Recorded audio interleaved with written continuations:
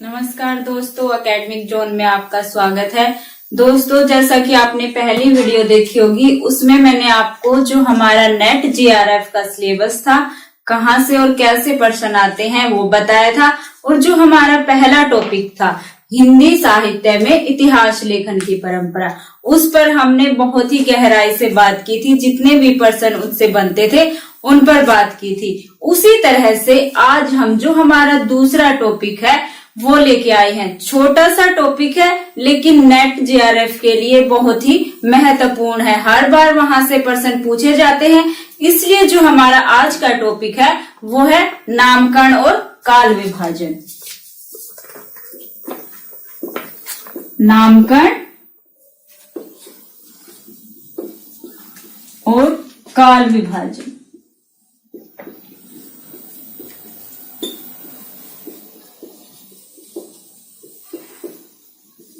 यह है हमारा आज का टॉपिक, नामकरण और काल विभाजन। जैसा कि मैंने पहले भी बताया है कि जो नामकरण की समस्या है वो सिर्फ दो कालों के साथ है, आदि काल के साथ और रीति काल के साथ। भक्ति काल और आधुनिक काल पर किसी तरह का कोई विवाद नहीं था। इसलिए जब हम नामकरण की बात करेंगे तो हमारे जो दो काल है उन्हीं पर बात करेंगे, यानी आदि काल पर और रीति काल पर। बात है काल विभाजन की। काल विभाजन अलग अलग विद्वानों ने अलग अलग तरीके से किया है। पहली वीडियो में हमने बताया था कि जो काल विभाजन की कालक्रम की जो सबसे पहले जिसके इतिहास में दिया गया था वो थे डॉक्टर जॉर्ज ग्रियर्सन। उन्होंने पहला प्रयास किया था हमारे हिंदी साहित्य को नामकरण और काल विभाजन करने का। तो उन्हीं के सबसे पहले हम उन्हीं पर बात करते हैं। Doctor George Grierson.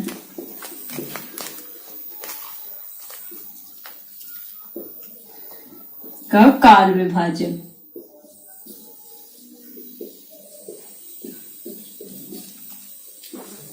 सबसे पहले जो डॉक्टर ग्रियर्सन ने काल विभाजन किया था तो उन्होंने अपने इतिहास को 11 भागों में बांटा था। 11 भागों में बांटा था, लेकिन उन्होंने जो नामकरण किया था अपने हिंदी साहित्य के इतिहास में नामकरण किया था वो किसी एक आधार पर नहीं किया गया था। अलग अलग आधार बनाकर उन्होंने नामकरण किया था, प्रवर्तिगत नामकरण किया था। कालक्रम था जो उनका वो प्रवर्तिगत था। सबसे पहला जो उनका काल उन्होंने नाम दिया था वो था चारण काल। चारण काल। इसकी इन्होंने समय सीमा बताई थी 700 से 1300 तक। 700 से 1300 तक चारण काल। यहां से आपका जो नामकरण वाला भी प्रश्न है वो भी देख लीजिए। नामकरण इन्होंने जो पहले काल को, आधुनिक काल को क्या नाम दिया था? चारण काल। 700 से 1300 ईस्वी तक। दूसरा है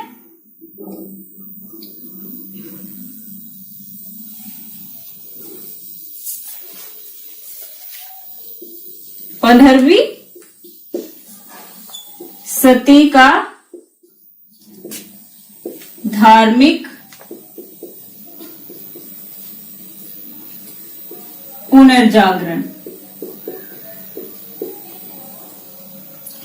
दूसरा जो इन्होंने नाम दिया था चारण काल। उसके बाद जैसे 11 भागों में बांटा था हिंदी साहित्य को, पहले को दिया था चारण काल नाम। दूसरा था 15वीं सदी का धार्मिक पुनर्जागरण। आगे था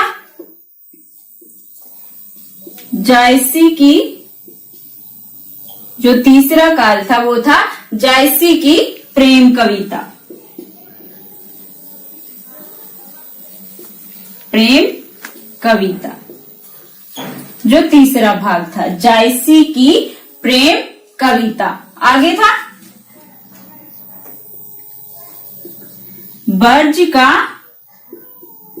कृष्ण संप्रदाय। जो चौथा भाग था इनका वो था बर्ज का कृष्ण संप्रदाय। पांचवा मुगल दरबार। पांचवा जो था वो था मुगल दरबार। छठा तुलसीदास। छठा जो भाग था तुलसीदास। आगे रीति काव्य।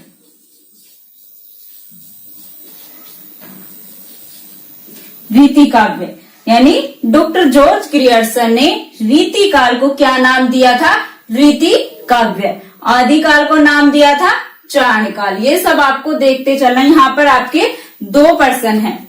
पहला है जो कालक्रम का है, आप इनको याद रखिए। दूसरा आपका यहाँ पर नामकरण वाला, आधुनिक काल आदिकाल को नाम दिया था चारणकाल और रीति काल को नाम दिया था रीति काव्य। आगे है तुलसीदास के अन्य प्रवृत्ति।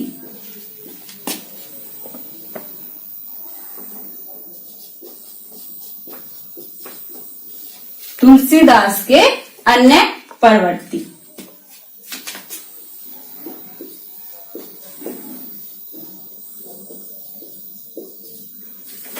18वीं सदी। जो 9वां भाग था 18वीं शताब्दी। 10 है कंपनी के शासन में हिंदुस्तान। कंपनी के शासन में हिंदुस्तान। और 11वां है महारानी विक्टोरिया।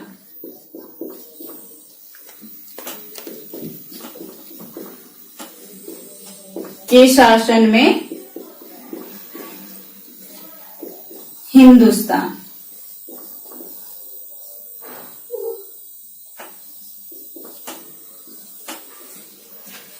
ये थे डॉक्टर जॉर्ज ग्रियर्सन का काल विभाजन। चारण काल 700 से 1300 ईस्वी। 15वीं सदी का धार्मिक पुनर्जागरण दूसरा। तीसरा है जायसी की प्रेम कविता। चौथा बर्ज का कृष्ण संप्रदाय। आगे मुगल दरबार, तुलसीदास, रीति काव्य, तुलसीदास के अन्य प्रवृत्ति, 18वीं सदी, कंपनी के शासन में हिंदुस्तान और महारानी विक्टोरिया के शासन में हिंदुस्तान। जैसा कि मैंने बताया कि नामकरण एक आधार पर नहीं रखा गया है। ये आप देख सकते हैं। नामकरण है जो अलग अलग आधार लेकर किया गया। जैसे तुलसीदास, जायसी, ये कवियों के आधार पर किया गया है नामकरण। और यहाँ पर मुगल दरबार जो राजनीतिक स्थिति थी उसके आधार पर किया गया है। इसी तरह से जो नामकरण है वो किसी एक आधार पर नहीं किया गया है, लेकिन सबसे पहले इन्होंने ये प्रयास किया था, इसलिए ये इनका जो ये कार्य है वो सराहनीय है। इन्होंने 11 भागों में बांटा था, तो ये आपको याद रखना है। नामकरण भी आपको यहाँ पर पता चल गया। जॉर्ज ग्रियर्सन ने आदिकाल को चारणकाल कहा और रीति काल को रीति काव्य कहा। ये चीजें भी आपके यहाँ पर देख लीजिए।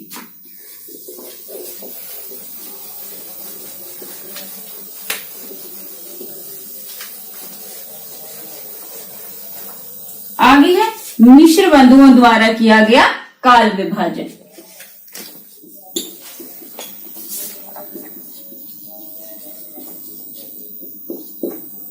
मिश्र बंधुओं का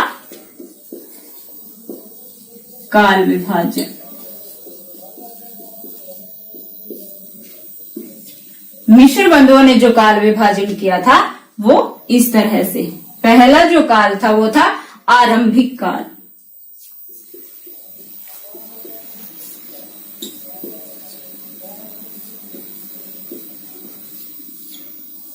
यानी मिश्र बंधुओं ने आदिकाल को क्या कहा था? आरंभिक काल। ये आप साथ के साथ देखते चलिएगा। मिश्र बंधुओं ने आदिकाल को क्या कहा था? आरंभिक काल। इसको इन्होंने 2 भागों में बांटा था। पूर्व आरंभिक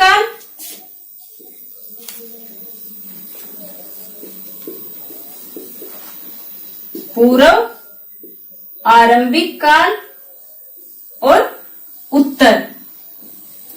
उत्तरारंभिक काल।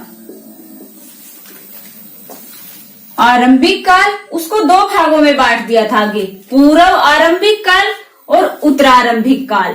पूर्व आरंभिक काल का जो समय था वो था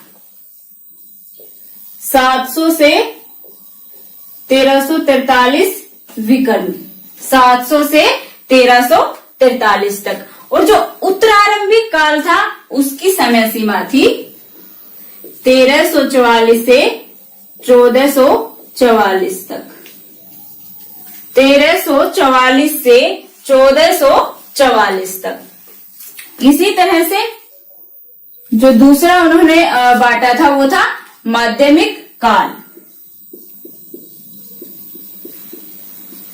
माध्यमिक काल, जिस तरह से पहले काल को दो भागों में बांटा था उसी तरह से इसको भी दो भागों में बांटा गया है। माध्यमिक काल को भी पूर्व माध्यमिक काल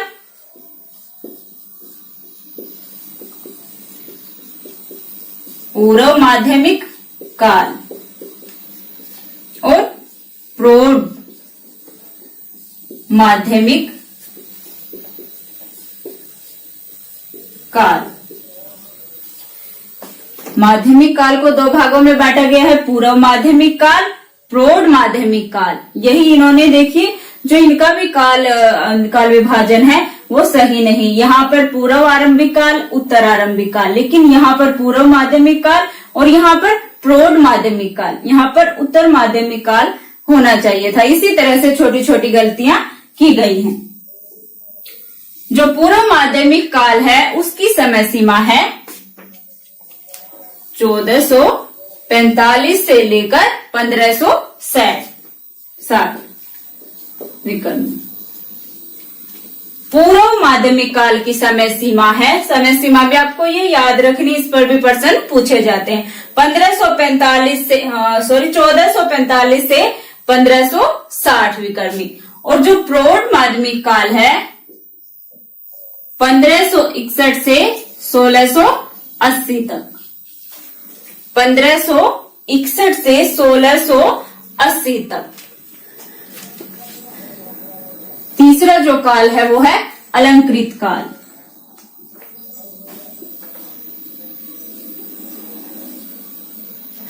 अलंकृत काल, यहां पर आपको पता चल गया अगर रीति काल को मिश्र बंधुओं ने क्या नाम दिया था? अलंकृत काल। आदि काल को क्या नाम दिया था? आरंभिक काल। तो यहाँ पर ये रीति काल को इन्होंने अलंकृत काल कहा था। इसको भी दो भागों में बांटा था, अलंकृत काल को भी पूर्वालंकृत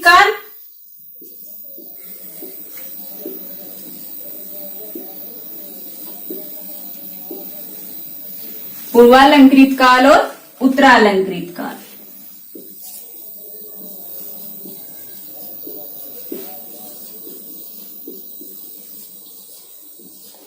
पूर्वालंकृत काल की समय सीमा है 1681 से 1790, 1681 से 1790। और उत्तरालंकृत काल है 1791 से 1889।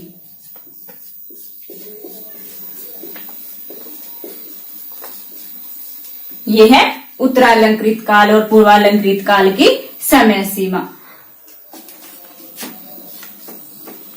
आगे है चौथा परिवर्तन काल।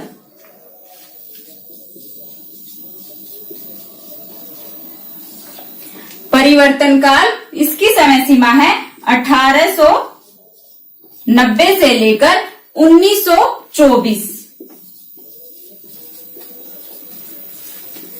1890 से लेकर 1924। और जो पांचवा काल था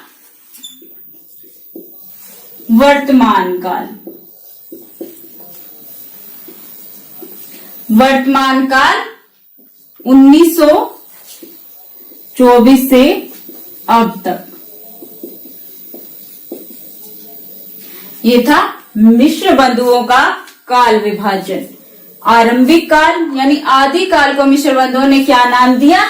आरंभिक काल। उसको आगे दो भागों में बांटा, पूर्व आरंभिक काल जिसकी समय सीमा 700 से 1343 तक, उत्तरारंभिक काल 1344 से 1444 तक। उसी तरह से जो भक्ति काल था उसको माध्यमिक काल, पूर्व माध्यमिक काल 1445 से 1560 और प्रौढ़ माध्यमिक काल 1561 से 1680।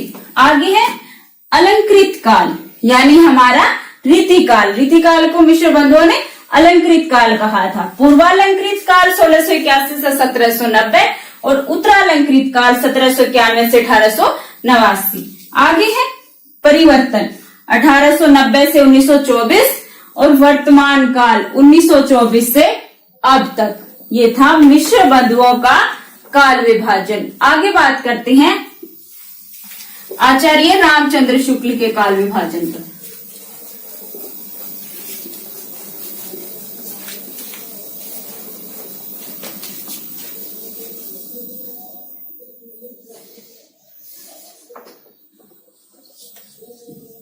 आचार्य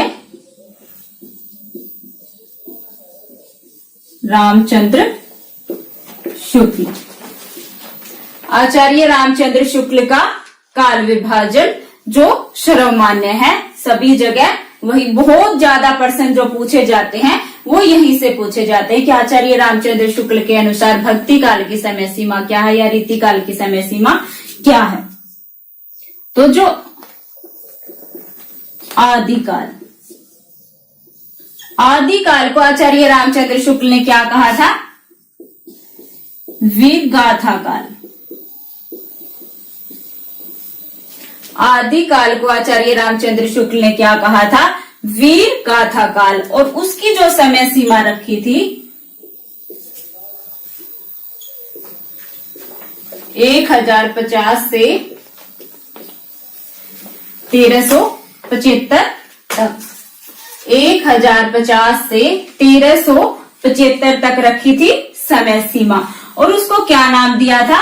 वीर गाथा काल कहा था। 12 जो रचनाओं को लेकर उन्होंने वीर गाथा काल, इस काल को जो आदि काल था उसको कहा था। आगे है पूर्व मध्य काल। पूर्व मध्य काल यानी भक्ति काल।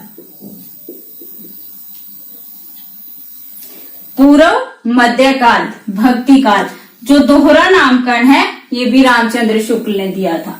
भक्ति काल को पूर्व मध्य काल और रीति काल को उत्तर मध्य काल कहा था। ये आचार्य रामचंद्र शुक्ल ने ही कहा था। इसकी जो समय सीमा दी गई है वो है 1375 से 1700 तक। 1375 ईस्वी से 1700 तक। उत्तर मध्य काल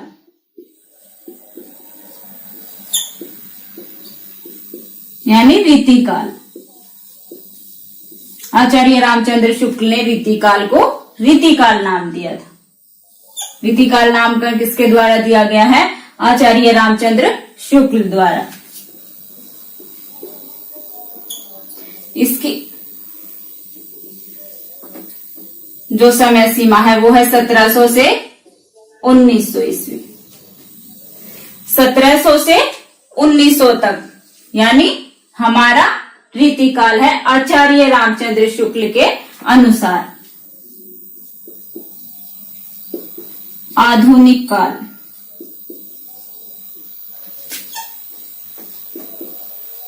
गद्य काल। आधुनिक काल को गद्य काल कहा था क्योंकि इसमें जो गद्य का विकास हुआ था, इसीलिए आधुनिक काल को आचार्य रामचंद्र शुक्ल ने गद्य काल कहा था। और इसकी जो समय सीमा थी 1900 से 1984 संवत। 1900 से 1984 तक ये जो काल विभाजन है ये सर्वमान्य है और ज्यादातर जो प्रश्न पूछे जाते हैं वो यहीं से पूछे जाते हैं। जो दोहरा नामकरण है वो आचार्य रामचंद्र शुक्ल ने दिया था। आदि काल को वीरगाथा काल कहा था। रीति काल को रीति काल आचार्य रामचंद्र शुक्ल ने कहा था। और जो ज्यादातर समय सीमा पर पूछा जाता है प्रश्न वो भी यहीं से पूछा जाता है। 1375 से 1700 के काल को आचार्य रामचंद्र शुक्ल ने क्या कहा था? भक्ति काल। तो ये सभी चीजें आपको याद रखनी।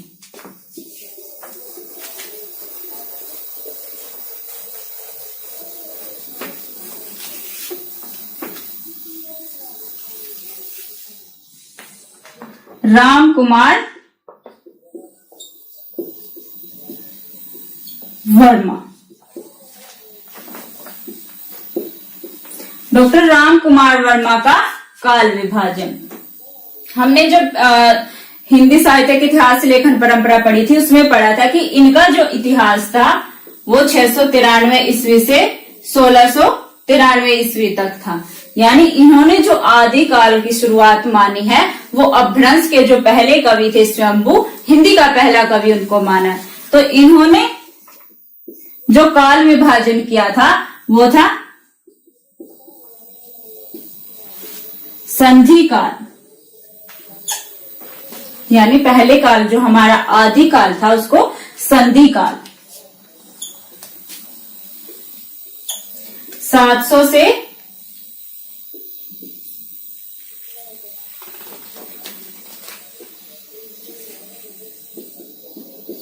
750 से 1000 तक संधि काल माना था उसको, क्योंकि इन्होंने अपने जो इतिहास की शुरुआत की थी वो 693 ईस्वी से की थी।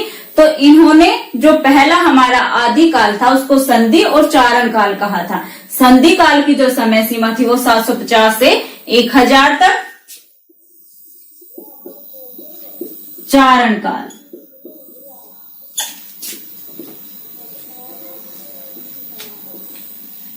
1000 से 1375 तक। 1000 से 1375 तक। आगे है भक्ति काल।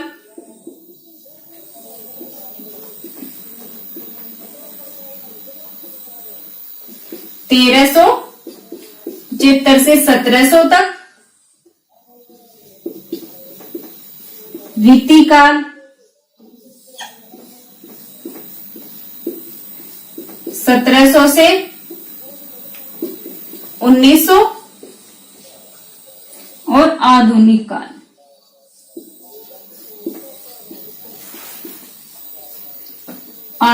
काल 1900 से अब तक। ये था आचार्य डॉक्टर राम कुमार वर्मा का काल विभाजन। संधि काल कहा था जो पहला इन्होंने हमारा आदि काल था उसको संधि काल और चारण काल कहा था। संधि काल और चारण काल कहा था क्योंकि इन्होंने अपने इतिहास की शुरुआत 693 ईस्वी से की थी, इसलिए उसको इन्होंने दो भागों में बांटा था, संधि काल और चारण काल। आगे का जो काल विभाजन है उसी तरह जैसे बाकी कवियों ने किया था, विद्वानों ने किया था, भक्ति काल, रीति काल और आधुनिक काल।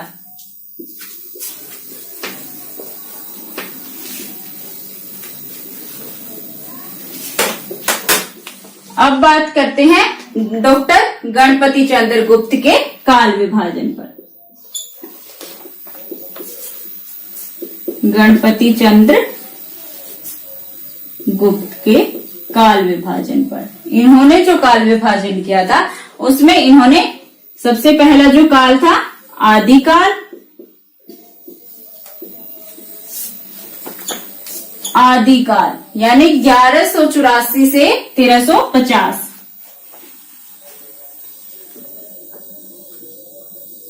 ईस्वी से 1350 ईस्वी तक।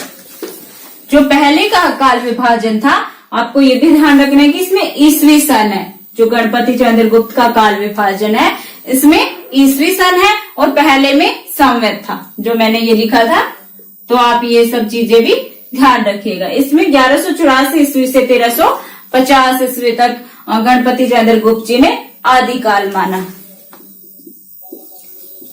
पूर्व मध्यकाल, पूर्व मध्यकाल की समय सीमा है 1350 से 1600 तक। 1350 से ईस्वी से 1600 ईस्वी सन तक। उत्तर मध्यकाल 1600 से 1857 ईस्वी तक। 1600 ईस्वी से 1857 ईस्वी तक। और आधुनिक काल 1857 ईस्वी से अब तक, यानी 1857 ईस्वी से अब तक। ये था डॉक्टर गणपति चंद्र गुप्त का काल विभाजन। आगे है डॉक्टर बच्चन सिंह। डॉक्टर बच्चन सिंह ने आदि काल को अपभ्रंश काल दिया था अपने काल विभाजन में। अपभ्रंश काल। दूसरा जो काल था भक्ति काल। भक्ति काल 1400 से 1600 ईस्वी तक। भक्ति काल की समय सीमा थी 1400 से 1600 ईस्वी तक। रीति काल 1600 से 1857 ईस्वी तक। आधुनिक काल 1857 से 1400 से 1650 तक भक्ति काल था।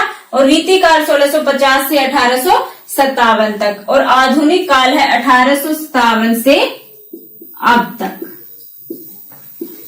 ये था विभिन्न आचार्यों द्वारा किया गया काल विभाजन। मुख्य मुख्य जो प्रश्न हमारे पूछे जाते हैं इन्हीं से पूछे जाते हैं। इन्हीं के काल विभाजन पर हमने बात की। समय सीमा भी आपको पता चल गई होगी कि किस तरह से आपको ये याद रखने हैं। ज्यादातर जो प्रश्न आपके पूछे जाएंगे वो आचार्य रामचंद्र शुक्ल से ही पूछे जाते हैं। अब बात करते हैं नामकरण की।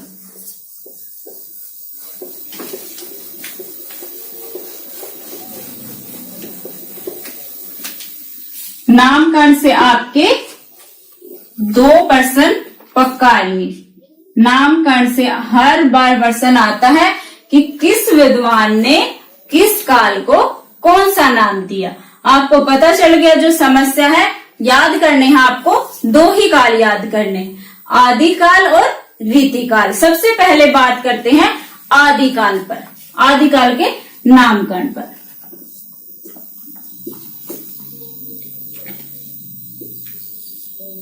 आदिकाल सबसे पहले तो आदिकाल नाम आचार्य हजारी प्रसाद द्विवेदी जी द्वारा दिया गया।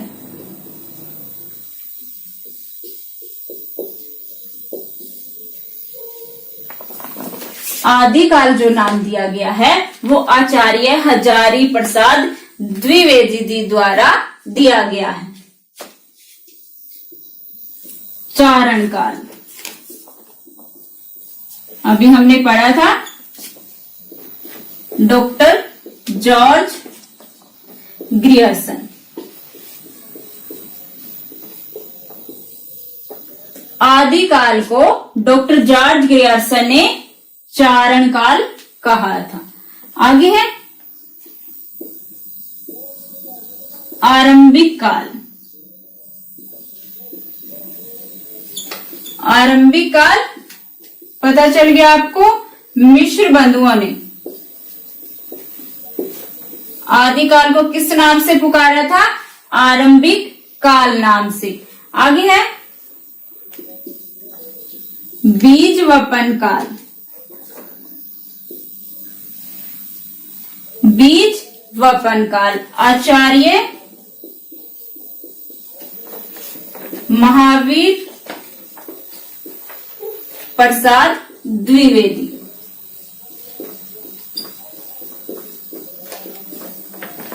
आचार्य महावीर प्रसाद जी ने बीज वपन काल कहा था आदि काल को। आगे है वीर गाथा काल। वीर गाथा काल सबसे ज्यादा प्रश्न पूछा जाता है। वीर गाथा काल आचार्य रामचंद्र शुक्ल। आचार्य रामचंद्र शुक्ल ने आदिकाल को वीर गाथा काल कहा था और 12 रचनाओं को आधार बनाकर उसको वीर गाथा काल नाम दिया था। आगे है अंधकार काल। अंधकार काल। अंधकार काल नाम दिया था कमल कुलश्रेष्ठ ने।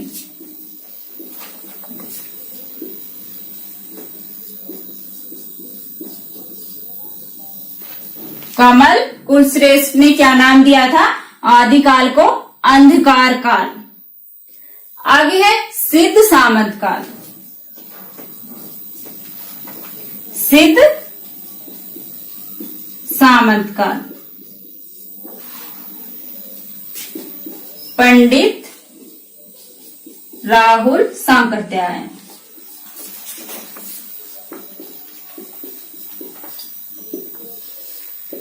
पंडित राहुल सांकृत्यायन ने क्या नाम दिया था? सिद्ध सामंत काल, आदि काल को। आगे है वीर काल।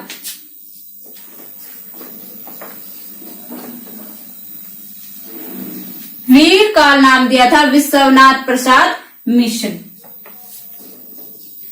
विश्वनाथ प्रसाद मिश्र और श्याम सुंदर दास ने।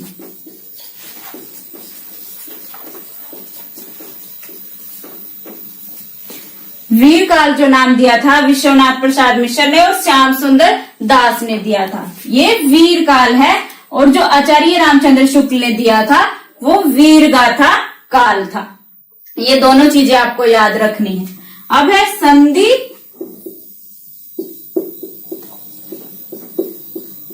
और चारण काल। संधि और चारण काल था रामकुमार वर्मा। रामकुमार वर्मा ने आदिकाल को संधि और चारण काल कहा था। आगे है प्रारंभिक काल।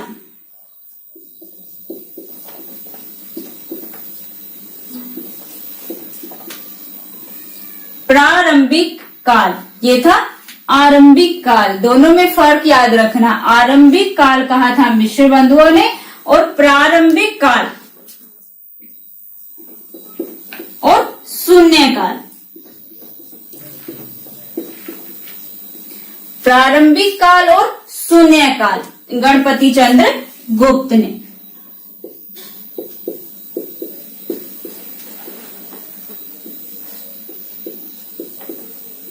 गणपति चंद्र गुप्त ने प्रारंभिक काल और शून्य काल कहा है आदिकाल को। अब है अपभ्रंश काल। अपभ्रंश काल धीरेन्द्र वर्मा, पंडित चंद्रधर शर्मा गुलेरी ने कहा था।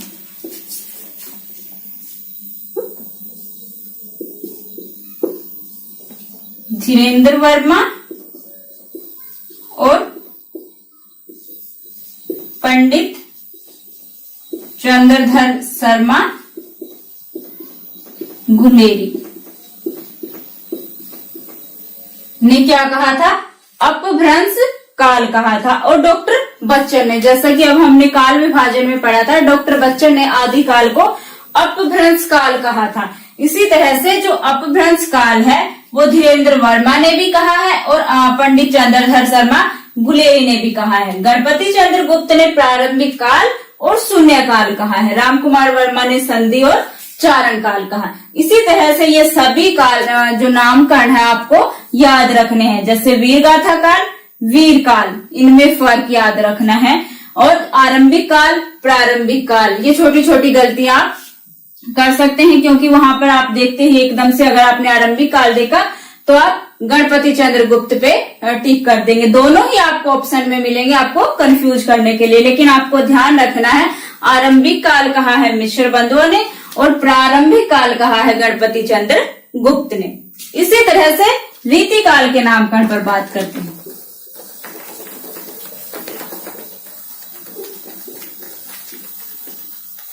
आदि काल को एक और है आधार काल। आधार काल कहा था सुमन राजे ने, ये भी आपको याद रखना है। आदि काल को ही आधार काल सुमन राजे ने कहा था। ये सभी जो नामकरण है वो आदि काल के हैं। अब बात करते हैं रीति काल पर कि रीति काल को किस विद्वान ने किस नाम से पुकारा।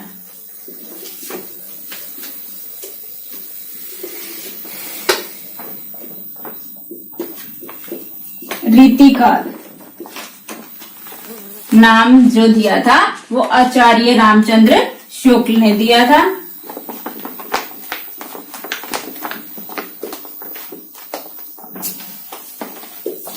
आचार्य रामचंद्र शुक्ल ने रीति काल नाम दिया था आचार्य रामचंद्र शुक्ल ने। इससे आगे है रीति काव्य।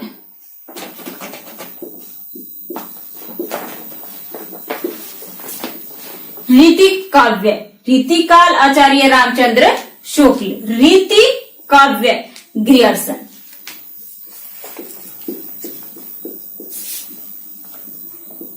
इसमें भी आपको ध्यान रखना है, रीति काव्य कहा था ग्रियर्सन ने और रीति काल कहा था आचार्य रामचंद्र शुक्ल ने। अलंकृत काल,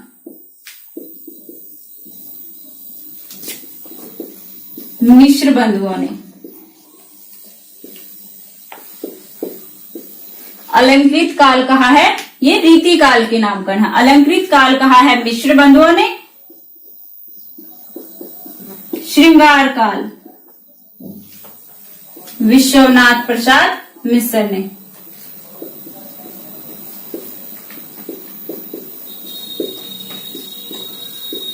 मिश्र ने रीति काल को श्रृंगार काल नाम दिया था। कला काल, कला काल नाम दिया है रमाशंकर शुक्ल रसाल। रमाशंकर शुक्ल रसाल। कला काल नाम दिया रमाशंकर शुक्ल रसाल ने। अलंकार काल, अलंकार काल आचार्य चतुर्सेन शास्त्री।